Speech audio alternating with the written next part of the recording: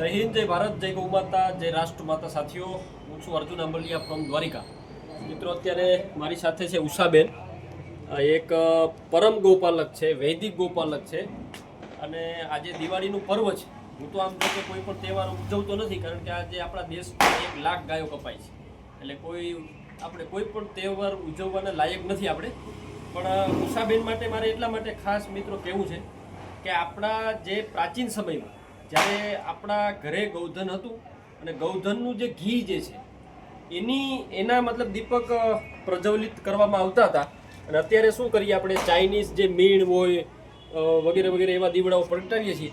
સાચું મિત્રો દીપક એને કહેવાય કે જે ગાયના ઘીના દિવેલથી દીવો પ્રગટાવવામાં આવે.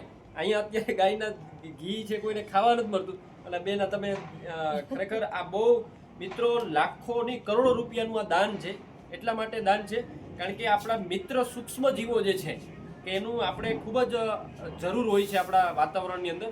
તો મિત્ર સૂક્ષ્મ જીવનો ખોરાક આ છે એવું મેં ક્યાંક સાંભળ્યું છે. અને એટલા માટે દિવાળી પર્વનો આખા રાષ્ટ્ર લેવલે આવી જ્યારે દીપક પ્રજ્વલિત કરવામાં આવે તો એમને એક ખોરાક મળી રહે. અગ્નિહોત્રી હવનનું પણ એટલું, આ એક અગ્નિહોત્રી હવન જેવું જ છે આ. એટલે બેન, તમને ખૂબ ખૂબ ધન્યવાદ. અને બધાય ગૌપાલન કરો, ગૌપાલન જે કરતા હોય એને સપોર્ટ કરો. જય હિન્દ, જય ભારત, જય ગૌ માતા.